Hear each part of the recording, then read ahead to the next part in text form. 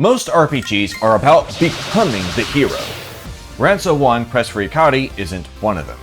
You play as Rance, an adventurer sent to the kingdom of Liazas in search of a missing girl named Hikari, but that objective quickly becomes secondary to his personal ambition, pursuing women and building a harem throughout the journey. It's also the entry point to a long-running series that has expanded across multiple genres. At its core, it's an aero visual novel with turn-based combat, though entries like The Brutal King Rance show the series isn't strictly confined to that structure. Player choice can influence outcomes, including relationships and character fates, but it never changes who Rance is.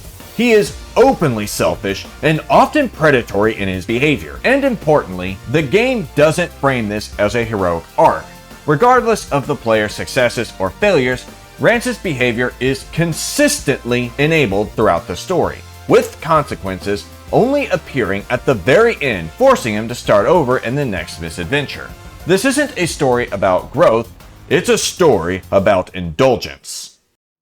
That's really the core appeal of Rance as a character. In spite of his many flaws, there's something compelling about playing as someone who pursues his goals without restraint. But that drive is also his limitation. Rance is loyal to a single objective: to pursue any woman he desires, regardless of the personal cost. And that fixation often turns his greatest successes into his undoing. In a way, it mirrors the classic hero's journey.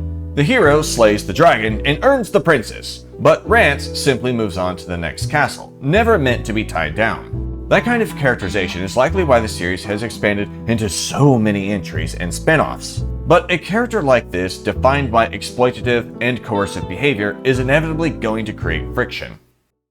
Because Rance is willing to do anything to achieve his goals, the game often pushes the player into uncomfortable territory. With certain actions, particularly those tied to initiating relationships, rely on coercive behavior, with scenes that place characters in visible distress. What makes this more complicated is that these actions aren't isolated. They're often tied to progression. Advancing certain character routes can require engaging with these systems, meaning experimentation isn't just optional, but expected. This creates a clear tension between player intent and game design. The mechanics enable behavior that would be unacceptable outside of fiction, yet the game frequently frames it as leading to positive outcomes, creating a disconnect between the behavior and its consequences.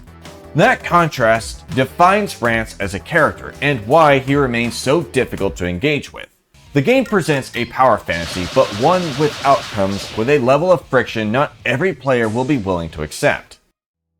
Despite its friction, I did enjoy the game, and it delivers one of the more satisfying conclusions I've seen for this kind of story. It's strong enough that I'm interested in continuing through the series, starting with Rance 2. More than anything, I'm curious about entries like The Brutal King Rance, which take the formula in a completely different direction, with a large-scale strategy focus. But for now, I want to work through this series in order to fully understand how it evolves. Rance is not an easy character to engage with, and for some, that will be an immediate deal breaker. But if you can accept what the game is, there's a very deliberate experience here, one that few RPGs are willing to commit to. Want more reviews? Click here or subscribe. Come, join my party.